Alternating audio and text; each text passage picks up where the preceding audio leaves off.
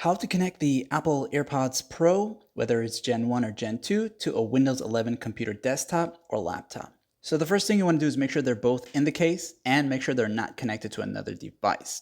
Next up, at the back of the case, you'll notice this physical button. You're going to hold down that button until you see the white blinking light to the front where the light indicator is, blink at least 5 times. So hold it down, and when it blinks 5 times, you'll let go of that button.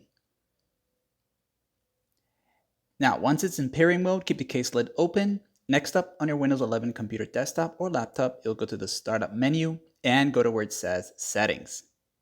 When you click on that, these set of options will show up. You'll go to Bluetooth and Devices, and you'll see the Bluetooth option here. Head over to the right and turn on the switch if it's not on yet. Now you'll go to where it says Add Device. Click on that once, this will show up, and you'll click on Bluetooth.